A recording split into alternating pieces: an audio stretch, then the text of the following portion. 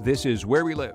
I'm John Dankosky. President Obama called on both parties in Congress to send him an immigration reform package, saying in his State of the Union address that now is the time to get it done. Leaders from the business, labor, law enforcement, faith communities, they all agree that the time has come to pass comprehensive immigration reform. Now's the time to do it. He's vowed to let Congress do its work, but in the last few days we've also learned that the president has crafted his own proposal. Meanwhile, in Connecticut, groups are pushing for reform after passage of a bill that allows the children of undocumented immigrants to get in-state tuition rates. Another plan looks to extend them financial aid. There's also a move to make state driver's licenses available for undocumented immigrants, too. Of course, a lot of the big attention to immigration in the state has happened at the town level. We'll check in on Danbury, New Haven, and East Haven, which have all made the news around this issue. We're talking about immigration today on Where We Live and later today on the Colin McEnroe Show on WNPR. I hope you can join us, 860-275-7266, 860-275-7266. When you hear the president talk about comprehensive immigration reform, what does that mean to you where you live?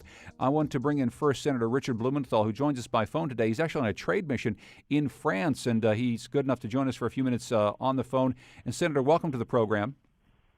Wonderful to be with you, John. I'm on my way back after 36 hours here and some very, very promising meetings with Airbus, a major manufacturer of the latest airplanes, including the 850, which is a competitor to Boeing's 787, and I think the 9 companies that have come with me on this trip may have some major opportunities ahead in providing more exports and therefore more jobs in Connecticut. Well, maybe in the coming weeks we might get a chance to sit down and talk about that a bit more. I'd like to talk about immigration, though, and I know that this is something that's been on the forefront of your mind.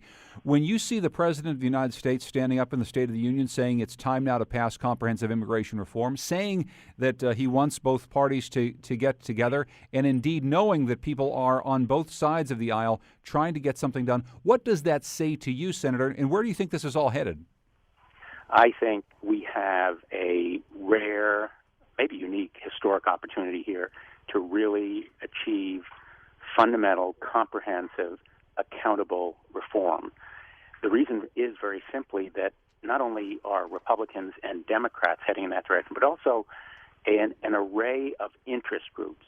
Businesses believe very strongly that we need more visas for the highly skilled H-1B present recipients who staff their computers and other high-tech operations.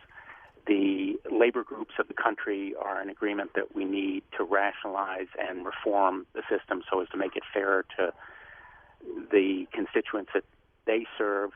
And obviously Americans as a whole believe that the system is dysfunctional and broken as it is. We have 11 million undocumented people in the country, including those dreamers whom you mentioned earlier. I fought long and hard, so has Marty Looney as state senator, for the DREAM Act at the state level that provides financial assistance for their education. But the system really cannot be reformed. They can't be provided with the certainty and security they need unless they are given an expedited path to earned citizenship. And they're earning it right now by being in school, by serving in the military. They've been brought here at ages when they are very young, some infants, 6 years old, and America is the only land they know, the only nation where they've lived, where their friends are, the only language they speak is English. And every day, every week, what I try to do on the floor of the United States Senate is talk about a dreamer with a photograph of each one separately, but also their parents. And the 11 million undocumented immigrants here also should be provided with a path to earned citizenship, and the word earned has to be underscored, and that's another reason why I think that we have a fundamental and historic opportunity, because people are gradually coming to the view that an earned path to citizenship really makes sense from the standpoint of fairness and also providing diversity to the country, which is our strength. We're a nation of immigrants, and sources of labor, taxes, and so forth. And the details of that earned citizenship are very important, but they have to include stronger enforcement at the borders, a crackdown on employers who illegally hire undocumented immigrants, and, of course, background checks and other measures to make sure that people are not going to be provided with citizenship unless they earn it. Well, I think that there are a lot of the pieces of this earned citizenship that Democrats, the president himself, and the Republicans seemingly agree on. This idea of securing the borders before anything is to happen is something that seems a bit murky. What does that mean exactly to you, Senator Blumenthal? How do we secure our borders as a provision to make sure that we can move forward with this pathway for people who are already living here?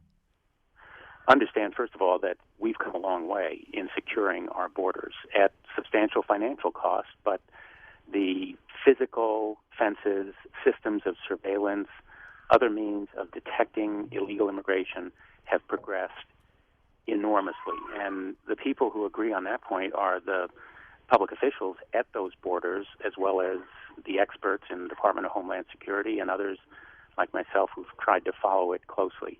So the details of how to verify it are not completely finalized, but essentially it means continuing the progress that we've made and having some verification that that progress is continuing and that we've reached a point where we really have secured the borders. And, of course, one very helpful point of fact is that there are fewer people coming from Mexico, especially on our southern border, to the United States because of the economic progress there and also, regrettably, the recession here. So there may be a diminished flow of illegal immigration, but the other part of enforcement has to be against employers who take advantage and exploit undocumented workers. I've formed a caucus in the United States Senate on human trafficking, which includes sex exploitation of minors, of young people who are brought across the border as a sex trafficking trade,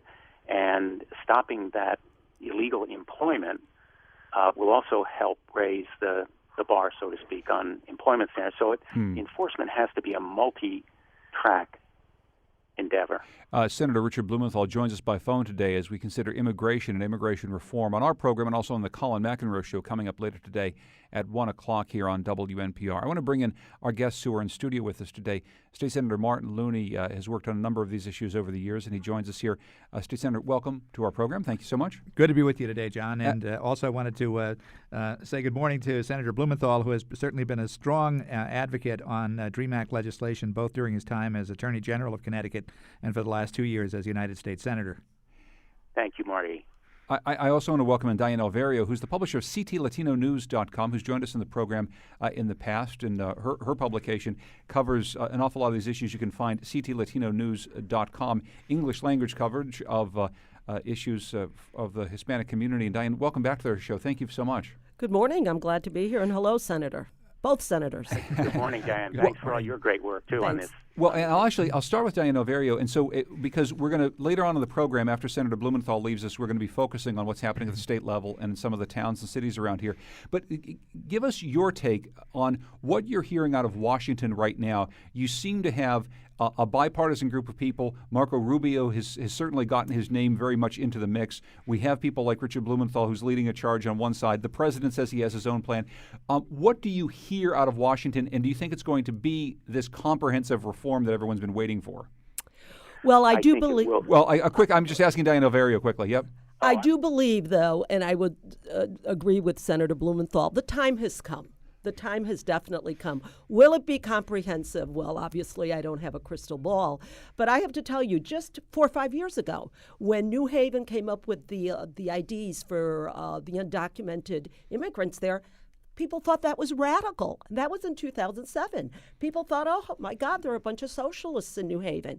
The tide has, the tide has turned. Totally different. There will be some sort of reform. What it will be, obviously, who knows at this point. But I know here in Connecticut and across the nation, the Latinos across the nation, whether we're directly impacted by this, I'm Puerto Rican, many people are not impacted by this at all. It's a human justice issue. It's just wrong. We don't do things like that in this country. And what Arizona did and what some of the hardliners have done over the years has really turned the tide, where people who were quiet before, standing on the sidelines before, are saying no more now. Martin Looney, how about you? Obviously, for any immigration reform to work, it has to happen to a certain extent at the federal level. States are hamstrung by the fact that you can't exactly do anything about, quote unquote, securing the border. There's an awful lot of things you can't control. How much do you at the state level have to wait for Washington to get its act together and pass this comprehensive plan? Well, we're certainly hoping for long overdue action at the federal level. But in the meantime, there are some things that progressive states can do. For instance, in Connecticut 2 years ago, we passed the in-state tuition bill that allows that undocumented students who were raised in Connecticut, who graduated from high school in Connecticut, can qualify for in-state tuition at our public colleges and universities. That was a bill that first was passed in 2007, was vetoed by then Governor Rell, but was strongly supported by Governor Malloy when we passed it in 2011. This year, I'm hopeful that we can take action on a bill to provide for driver's licenses for undocumented residents in our state. The state of Illinois passed a bill earlier this year. There are now 4 states that have that legislation, New Mexico, Washington, and Utah, in addition to Illinois. So there are some things that can be done at the state level, but overall, of course, the comprehensive issue has to be dealt with at the federal level.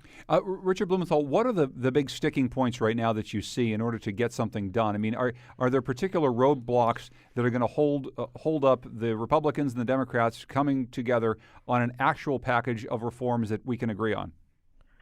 As always, John, and especially as Marty, a longtime advocate on this subject, and Diane, who knows enormous amounts about it and have advocated for it strongly, the devil is often in the details. And we have the prospect of a coalition. I've been working with Senator Schumer and others, a very small group, Senator Bennett of Colorado, Senator Menendez of New Jersey, but also Republicans like Marco Rubio, and I've worked on a bill with Orrin Hatch of Utah, Republican, ordinarily regarded as conservative, to bring more people with high skills, enable them to have more H-1B visas, especially important to Connecticut businesses. But those details are very important. For example, deciding what exactly constitutes the earned, as in earned citizenship. I believe it ought to be a check on criminal backgrounds to make sure we're not going to be keeping people here that have serious criminal offenses in their background. Also, going to the back of the line, learning English and other civics, as many are doing, and many do, paying back taxes and even a penalty. These kinds of details are important, and we have to recognize, even though some of those details may be unpalatable, and some of them perhaps should be eliminated, that the working out the details is very important. And, I think bringing people out of the shadows, let's recognize, and we have a major education campaign ahead of us, that most Americans have immigrants in their background. We are a nation of immigrants. Our diversity strengthens us. And allowing people to come out of the shadows, be productive, pay taxes, and be part of our society, many already pay taxes, by the way, is to all our advantage. In fact, people with criminal backgrounds will be revealed for what they are. So I think it is a combination of working out the details and really educating people as to what it really is, so that they're somewhat less fearful about it. Diane? Yes, the senator's talking about the details, and the details are what's fueling the politics behind all of this. And if we take a step back from the politics, why are the hardliners so strongly opposed to this? And, I see it in CT Latino News whenever we post an immigration story. I see it on national sites where the comments are just a reflection of a misperception. There's incorrect information about who are these people. I mean, some of the comments that you see not only on our site but around the country are that, they're coming and they're working on, they want welfare, they want this. This is incorrect information. Many of these people live in the shadows. We did a story not long ago in New Haven where immigrants were being targeted because they carry cash on them. And so people, young, criminals see them as ATMs, so to speak. Which was a part of the reason that this ID card in New Haven was put into place originally, because so many people were being held up for cash. This would allow them to get a bank account so they could put their cash someplace safe. Exactly. So folks are living in the shadow. They're not availing themselves of all of these services that everyone thinks, oh my goodness, they're going to take all this away. So the bottom line is there's a lot of incorrect information out there and a lot of misperceptions about who undocumented immigrants are. Well, for instance, Martin Looney, you worked for a number of years on this DREAM Act in Connecticut, this idea that you'd be able to get children of undocumented immigrants to be able to get schooling here at in-state tuition rates. So it seems like to some people a very small thing, to other people a very, very large thing. And it was fought, as you say, vetoed, in part because people said, well, these folks will be taking the places of hardworking Connecticut residents, people who grew up here, whose families are here legally.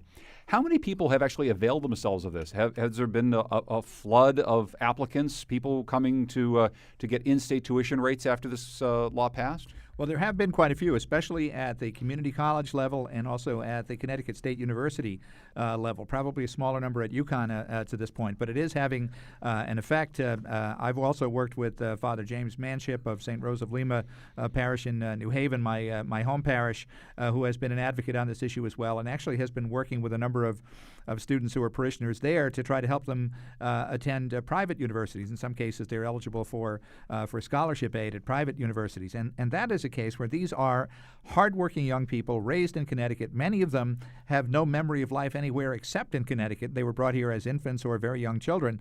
They're hardworking, motivated people who really are pursuing the American dream, and we cannot afford to deny opportunities to people who are well motivated to take advantage of those opportunities.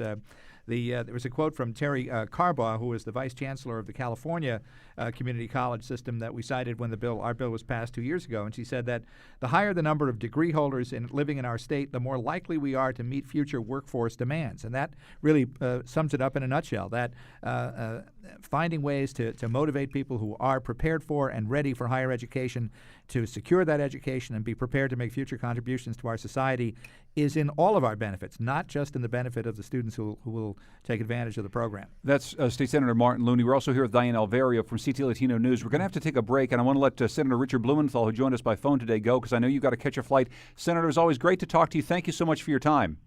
Great to talk to you, and thank you for your good work, and most especially to the advocates like Marty Looney and Diane Alverio, who have been steadfast at the state level. And, I hope we do make progress, because it is a unique opportunity to enable these people to come out of the shadows. And we are a nation of immigrants. We should be proud of it and provide everyone with a path to earn citizenship. And thank you so much. Look forward to talking to you when I get back. Senator Richard Blumenthal here on Where We Live. We're going to take a break. If you want to join us, 860-275-7266. Email wherewelive@wnpr.org, or you can tweet us at Where We Live.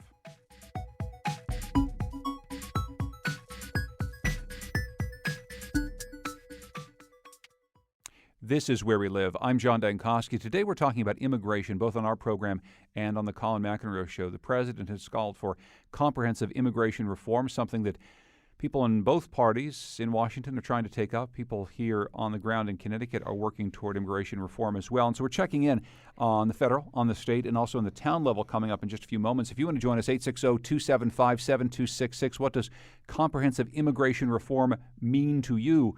860-275-7266. Jackie's in Southington. Hey, Jackie, go ahead. You're on Where We Live. Hi. Thank you for having me on. I have some comments to make. Okay.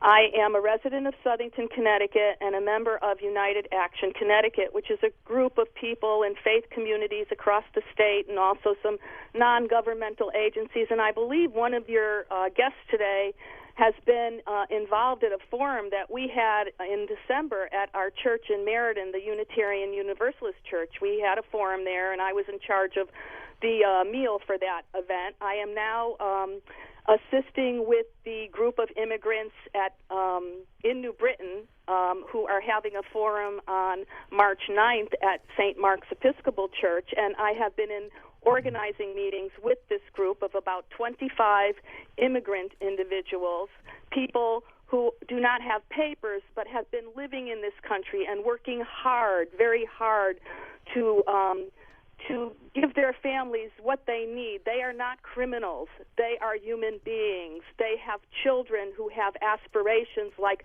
my young adult children have. I am the product of an immigrant Italian family who came here in steerage at the beginning of the 20th century and the 19th century. This is such an important issue, and it's being politicized at the national level and, of course, at the state level. But we have to get beyond that, as some of your guests are saying, and move forward. I am suspect of Rubio's... Oh, I'm sorry. Please continue. I apologize. I hit the wrong... You were saying you're suspect of Rubio's... Continue, Jackie? I believe he is now involved, and even though he is a Cuban-American, his intention is not the same as that of Senator Blumenthal's and Senator Murphy's and some of our legislative representatives in our state. Hey, Jackie, the only thing that I'll just caution you against is I'm not sure that you necessarily might be able to say what his intention is, right? I mean, you don't know. I can only say that I believe he has aspirations for running for the presidency, and that is why he's trying to pull in the Latino vote. Well, I think you may have something there. I know various nodding your head. Look, I mean, the political aspect of this in Washington, and maybe not so much in Connecticut, but the political aspect of this in Washington is very, very important. We've heard for the last several months that Republicans saw the writing on the wall and said, "Hey, look, Hispanics didn't vote for us this last time. We maybe need to change that." And now we have this new tactic. That all being said, that is why things happen in Washington, after all. And I think that no matter how it happens, if it heads in this direction, I think someone like our caller probably wouldn't be that unhappy, right? Oh, no, I absolutely agree. But let me just say, the Tea Party, we ran a story, as a matter of fact, it's up today. The Tea Party has now decided to recruit Latino members. And I have to tell you, every once in a while I'll read something and I just think, my goodness, you shake your head. But, it's so key, and your caller mentioned Senator Rubio. And let's just chat about him for a moment if we can. It will be very helpful in this discussion in Washington, across the country, if we can focus on facts and not incorrect information. Not long ago, I guess it was Time Magazine, did a profile on Rubio, the savior, I guess. And his mother was quoted as saying, "the pobrecitos." And it was so patronizing. And I thought, my goodness, putting him out there, and I'm sure he has wonderful qualities, putting Senator Rubio out there, to many Latinos, it's like selecting Sarah Palin because Barack Obama was the Democratic nominee. Well, let's put somebody out there. And this pobrecitos term, I have to tell you, I've heard so many comments on it in terms of such an aristocratic sort of attitude, in terms of they're not equals then. When you use a term like that. So I don't know that Senator Rubio will make that impact that perhaps his party is hoping. That's not what I'm seeing. That's not what I'm hearing. I want to get to one more phone call from a listener here. Jim's calling from North Haven. Hi, Jim. Go ahead. Hi, good morning. As someone who would probably be considered a, quote, hardliner, just two comments. Absolutely. Number one, I wish that race wouldn't come up in any of this, because I thought we were trying to move beyond that. So where someone is born and where they come from, I don't think should play a role in public policy. And number two, I think many hardliners object to a lot of things like licenses for undocumented aliens, et cetera, because it's against the law. So if the law is flawed, we should change the law in a meaningful, methodical way that's clear and transparent, and then enforce the law. And I wish people would put their efforts in that direction rather than pushing a local agenda or an individual agenda. Let's rule by law. Well, and actually, a very good point. And let me go to Senator Martin Looney about that, because some of these things, that's what you're trying to do. That's exactly what we are trying to do. There are certain things that can be done within state law. As I said earlier, Illinois is the most recent state to pass driver's licenses for undocumented immigrants. That's what we're hoping to do in Connecticut. And there's a very significant public policy reason for doing so, which is that many of these undocumented residents want to be able to drive legally, want to be able to purchase insurance, want to be able to get driver training classes, to be safer on the highway. Right now, what happens when undocumented people are involved in an accident, the costs are displaced onto the insurance policy of the other driver through underinsured or underinsured coverage. And there have been estimates that were we to pass this law in Connecticut, we would have several beneficial effects, one of which would be Connecticut driver's licenses would generate about $2 million in revenue for the state in terms of licenses for folks. Also, more people would buy insurance and register their vehicles. And there's been an estimate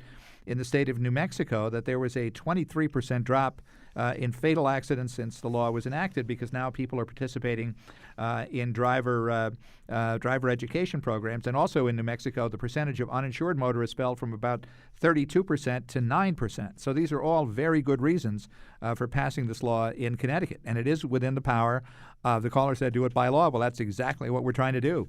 And Diane, there's a piece just today in CT Latino News about this if you want to read more. Yeah, no, well, obviously the whole license piece, it's an obvious solution. It's an obvious solution. The undocumented immigrants are an integral part of our economy as it is, and this would add on to that. According to the Institute for Taxation and Economic Policy, it's a nonpartisan research firm, here in Connecticut alone, undocumented workers contribute $75 million in sales tax, $31 million in property tax. Here we are looking at this budget deficit that is out of control. Why are we trying to eliminate a group of people from contributing financially to the economy? And they already are. They're part of the economy, but continue to increase their contribution to our state economy. Well, and also a very important thing that Senator Blumenthal mentioned before, and something we might talk a bit more about during the course of this hour, is that we've seen stories in Danbury, members of the Brazilian population starting to get up and leave because whether or not it's attitudes toward immigration or whether or not it has something to do with the economy here in Connecticut, all of a sudden, if it's not such a great place to live, people are going to move away, and that's been the real growth area for the state of Connecticut. Our growth has been in our immigrant population. But I have to tell you, that is a fascinating point right there, a fascinating story. What we sometimes forget about in this country is that there are other parts of the world that have good economies, very strong economies. Too many of us still come from the frame of reference of that we're the strongest world power in terms of the economy. Brazil has this thriving, and we know this, we've read this everywhere, a thriving economy. And what's happening not only is that unwelcome mat out, but the economy is much stronger in Brazil, so there is a reverse flow of people. I want to let our listeners know we're talking about immigration and immigration reform today on the program, and also on the Colin McEnroe Show. President Obama, of course, made this a key part of his State of the Union address, and so we're talking about some of the possibilities happening at the federal, at the state, and also at the local level. We're taking your calls at 860-275-7266. Let's quickly go to Derek in Windsor before we move on. Derek, hi, go ahead. You're on Where We Live. John, how are you, man? I haven't spoken to you in a while, but let me just say, and this is nothing new, there's a lot of things in Washington that has been politicized, and the immigration reform is just another one. And, my whole idea is that there are some people in America here that doesn't want to see the country progress, and all they're doing is standing in the way. Don't tell me that Americans are sending people to space, and a thing like immigration reform is such a challenge. So that's just my comment, and I agree with the lady that talked about Rubio. I think the Republicans are the ones standing in the way. They don't want this president to look good. And the people that are suffering are just the poor people, the immigrants. So that's really just my comment, John. Well, Derek, thank you for the call. Always good to hear from you. You can join us as well, 860-275-7266. I want to bring in Camilo Bortoleto, who is policy coordinator for Connecticut Students for a Dream. She just wandered into our studios here, and it's so good to see you. Thanks so much for coming in. Oh, thank you for having me. Now, I know we were talking earlier with Senator Looney about another piece of legislation that is being talked about at the state capitol. Mm-hmm. I know that you are working very hard on yet another piece of legislation having to do with the DREAM Act, having to do with what got passed already. Maybe you can go through the piece of legislation that you're working hard on. Yes. So here in Connecticut in 2011, we were very lucky to be the 11th state, I believe, to pass in-state tuition for undocumented immigrants. This will be you benefit students who came here when they were young to be able to pay the lower in-state tuition rate at public colleges and universities. But what we found over the past 2 years since the in-state tuition bill is that college is still very expensive, not only for, obviously Americans and citizens, but especially for immigrants and especially undocumented immigrants. Because as an undocumented student, and I am one, you don't qualify for any federal assistance, non-state assistance, and very limited scholarships. So our solution is to open up a segment of financial aid that we call institutional aid. And basically, in the state of Connecticut, the Board of Regents, there's a regulation that states that 15% of tuition revenue is supposed to be redistributed as need-based aid. But undocumented students, even though we pay into this pool of money by paying tuition, we don't get any access to it because we're undocumented. So what we're trying to do is to open up this pool of money to undocumented students who have been here in Connecticut for during the 4 years of high school. And now, is this something that has been passed in other states? So this law that we passed last year is something that other states had done. Yes. Have other states extended this financial aid opportunity? Yes, so each state is a little bit different. So far, there are 4 states. I believe California, Texas, New Mexico, and Illinois, I believe, are the 4 states that have done something similar. But each state differs a bit. Connecticut, or the bill that we're going after, is really one of the more conservative bills. Martin Looney, so tell us a little bit more about this piece of legislation and if you think that this is something that will have an easier time of getting through than this last piece of legislation, which took a number of years. Well, I think that it becomes a function of our whole budget process. I certainly support this. I think it is the next step in terms of helping people to take advantage of the law that we passed in 2011, but still find financial hardships. Of course, it relates to the overall large question of college being so expensive for everyone, and the cost of tuition and college attendance in general have accelerated at a pace far greater than the general cost of inflation over the last 30 or 40 years. But I think we should certainly move in this direction this year and try to open the door a little bit wider for deserving students in this category.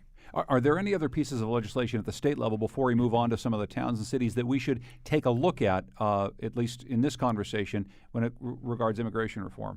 Well, I think the two major initiatives this year, I think the driver's license bill that we spoke about is one, and the expanding the opportunities for aid is the other. I think those are the two items that we'll be looking at this year. The driver's license one, I think, is one that has quite a bit of momentum now, because having just recently passed in Illinois, and also because this one is one that will also financially benefit the state, both in terms of registration fees, license fees, and also, in fact, selling more insurance policies in the state. Also, as you mentioned, at the municipal level, I think that that really does point out how we do have such a different level of response from one municipality as opposed to another. The contrast between the registration cards or the resident cards in New Haven as opposed to the Danbury policy of, in effect, trying to convert the Danbury police into immigration enforcement agents couldn't be a wider gulf within a single state. And I'm wondering, because we want to move to checking in on some towns before we take our next break. There's a lot more to talk about. If you want to join us, 860-275-7266. I know, Camilla, you're from the Danbury area. I guess I'm wondering, from your standpoint, before we check in with some colleagues who are taking a look at East Haven and New Haven, how you think this immigration issue has played out in Danbury over the course of the last couple of years, because there has been this ICE enforcement action. There has been certainly a very different attitude taken by the municipal government in Danbury than in other towns in the state. What's been the overall impact, do you think, for immigrants there? Yeah, well, if I could just first say something about the institutional aid bill, one last thing. Sure, So certainly. right now, it doesn't look like our financial aid bill will be moving forward, because today's the deadline for the Higher Ed Committee to take action, and it doesn't look like they're going to do that. So, but we are going to be doing a small action at the Capitol, the legislative office building, if anybody would like to join us. But And that's happening today. That's happening today at noon at the Capitol. But in terms of Danbury, I think over the past 5 years, since 2008, it's been very controversial. I think it started in 2008, the 287G partnership between ICE and the police department. And I think, well, speaking about the numbers of people they have actually gotten of the 287G program, it's been relatively small.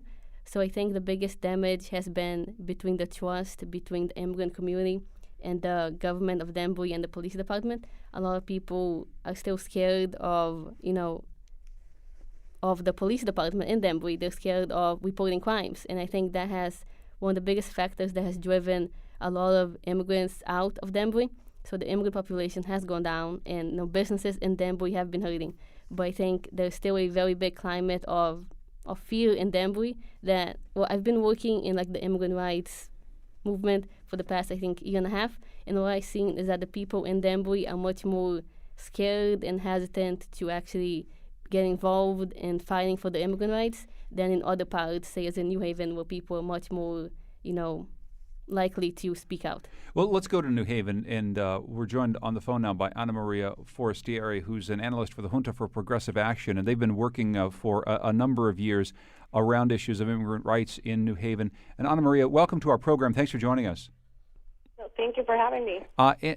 First of all, I want to ask, when we talk about the move that New Haven made several years ago, essentially calling themselves a sanctuary city and then coming through with the ID cards, what has been the effect on the ground of that? Essentially, have people who are undocumented immigrants in New Haven been able to avail themselves of these services? Have many more undocumented immigrants moved to New Haven? What do we know by numbers since some of this took place? Well, in terms of numbers, since the ID card came out 5 years ago, I believe 11,000 undocumented residents of New Haven have registered for the card. And now the city has been working on renewing those cards. I believe that the card has given people a sense of permanence and a sense of essentially making them feel like they should feel that they are residents of the city, and they have been residents, a lot of them, for a long time. That's not to say that there are not problems with the card. I think that the card should concentrate now on providing more services. I also believe that we need to educate communities a little bit better about what the card is, what the services it brings. And we have been working with the city right now on that. We have been helping people feel more comfortable in obtaining the card, essentially, providing the opportunity to register for the card at places that are a little bit less intimidating than City Hall is, because it can be intimidating for somebody.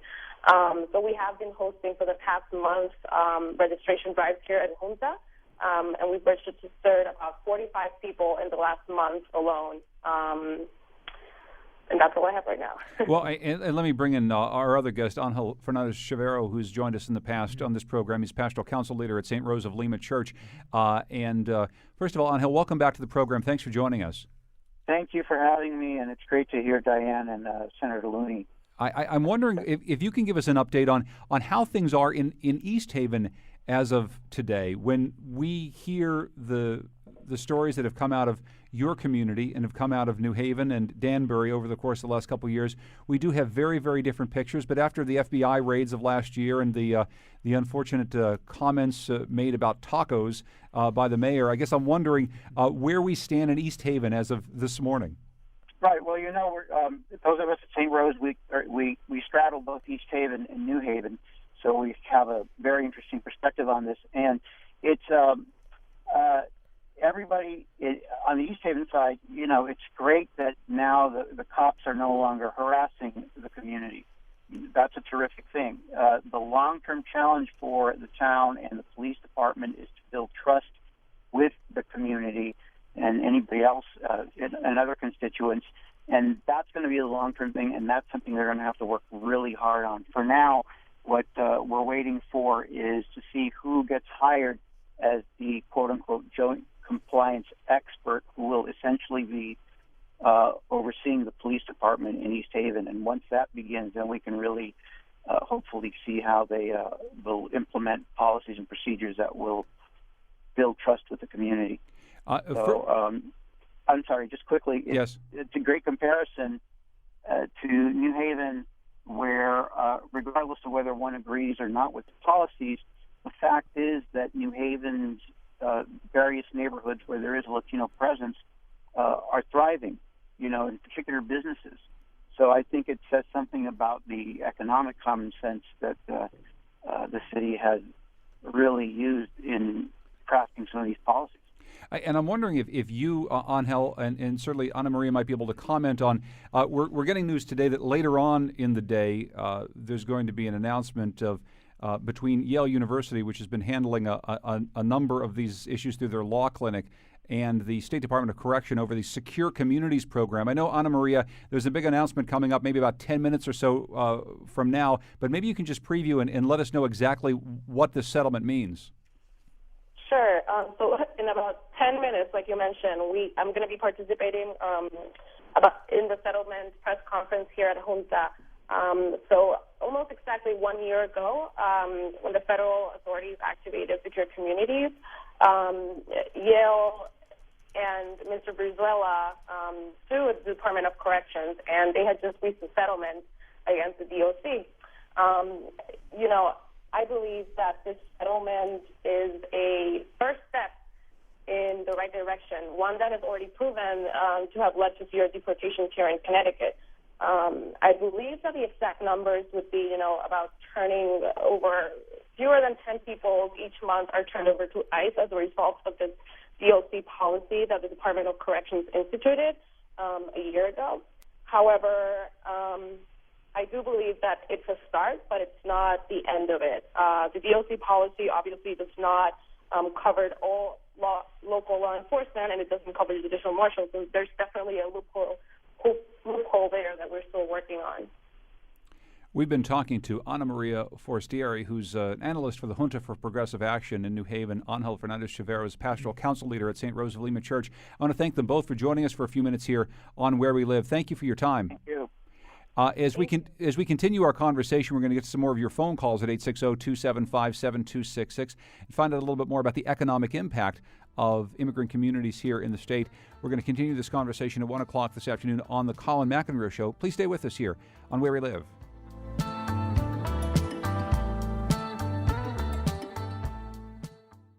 This is Where We Live. I'm John Dankosky. Coming up on tomorrow's show, we'll talk about efforts to help African nations. We'll learn about economic and healthcare work being done in Kenya and Cameroon.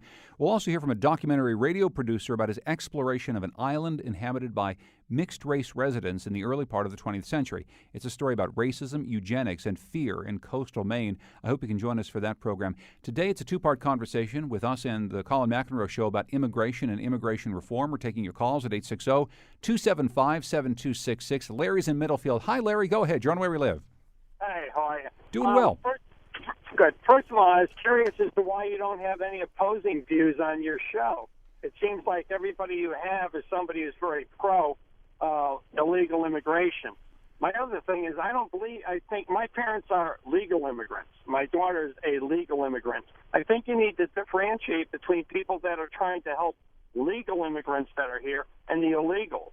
I don't think we need to be helping the illegals. I think we need to have an immigration program similar to that in Canada and most of the Western European countries that would get rid of illegals and not tolerate them. When you say get rid of, what's the plan to do that, Larry? Well, I don't have the full plan, but yeah, if you don't let them in and you don't allow them services and you don't allow them freebies, then they won't want to come here. Larry, why they come here is, don't forget, in the state of Connecticut, illegals get here and they're eligible for housing, they're eligible for food stamps, they're eligible for other welfare benefits, and also a free education. Larry, thank you very much for your phone call. We have one more phone call here from Mike in New Haven. Hi, Mike. Go ahead. Hey, I'm kind of wanting to express the same along the same lines as Larry just did. As a carpenter, a legal resident of the state of Connecticut and the United States, the economic impact that illegal immigration has had on me as a tradesperson. It's been pretty dramatic. My wages are affected, and I also lived in Arizona. When I lived in Arizona, when I first moved there, I responded to ads in the paper. I was looking at ads in the paper for carpentry positions, and I saw that must speak Spanish to apply, which I don't know. I just feel not represented, in my own country. Well, one of the things that Richard Blumenthal was talking about, Senator Blumenthal off the top, was a plan. It's a sort of a bipartisan plan that has the backing of the president as well. that would essentially make the comprehensive immigration reform something that would require people to speak English. It would require people to, as our earlier caller was talking about, get in line behind people who are going through the legal process. It would indeed make people earn the right to continue to live here. Is that, Mike, the sort of comprehensive immigration reform that you would like to get behind? I'd like to see that. I again, as a resident, legal person in Connecticut, I don't have medical insurance. I'm actually, got a separated shoulder right now, but I'm living with it rather than taking advantage of the system. So I'm not paying into the system, with my taxes because I'm not, making enough money to be gainfully employed right now. Well, Mike, I appreciate your phone call very much. I want to get to Martin Looney because I know you wanted to make a point about the economic impact of this. I don't think it can be understated that indeed in some of the communities where illegal immigrants, undocumented people are able to work and live more freely, they do have, in some cases, a very positive economic impact. I think that's absolutely true. As Diane said earlier, people in that category contribute greatly in terms of sales tax, property tax. But I think if you look at population numbers, for instance, in the 2010 census, the city of New Haven, for the first time in about 6 decades, had a population increase from 2000 to 2010 that equaled the statewide average percentage increase for municipalities. And that's partly because of immigration, partly because of a more vital economy, more housing, more economic development, to which the immigrant population, both documented and undocumented, has contributed. Hartford and Bridgeport also had population increases for the first time in decades after years of population erosion. So there is a positive push to people who are well-motivated, who are hardworking, who are looking to be employed, and looking to come up the steps of the economic ladder in our state. And I know we just have a few minutes left, but I want to get to Mushfiq Mubarak, who's an assistant professor of economics at Yale University, who studies some of the economic impacts of this. And thank you, Professor, for joining us. And we do have just a few minutes left, but maybe you can give us a broad outline on some of the economic impacts when it comes to immigration that you've been studying. Sure. So given the 2 phone calls just now, let me be clear about what types of immigrants that my studies are on, just so we're clear about exactly what I can and cannot talk about.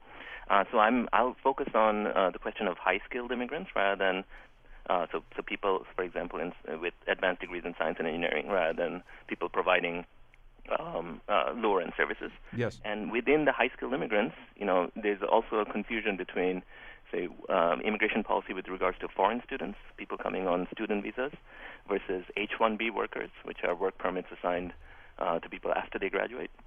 And then a third group that President Obama and the senators have focused on, which is in bringing in entrepreneurs and innovators to the country, people who would start businesses. And so my research has something to say about the foreign students and about the innovators and not so much about H-1B workers. So on foreign students, what we found is by looking at data from the National Science Foundation that tracks every single PhD recipient in the U.S. as well as their country of origin, what you find is that both American-born and foreign-born graduate students are important contributors to the creation of knowledge and innovation out of U.S. universities. And furthermore, the quality of the incoming students matters. So it turns out that visa policy currently, American visa policy, focuses a lot on people's ability to pay because of, they have to show enough assets to be able to come into this country, and not enough on quality. And it turns out that high-quality students, rather, people coming on scholarships, actually contribute a lot more to innovation produced by universities in the United States. And finally, it also in the channel seems to be that diversity matters. So it's better to have a diverse group of foreign students rather than a whole bunch from one country. And second, so that's research on foreign students. And the second one I'll talk about is innovators and entrepreneurs. Well, and here's what I'm going to have to do. I think we will have to pick up this conversation at a later point because there's so much more to talk about, and we've run low on time, and I apologize because we do want to get more of that information. So let's recontact Mushfiq Mubarak, who's an assistant professor of economics at Yale University. Our other guests today, Diane Alverio from CTLatinoNews.com, Camilo Bortoleto, who's policy coordinator for Connecticut Students for a Dream, and also State Senator Martin Looney. There's a lot more to talk about, obviously, and so we're going to continue this conversation at 1 o'clock today on the Colin McEnroe Show. I hope you can join us here on Where We Live. I'm John Dankosky. Thanks for joining us.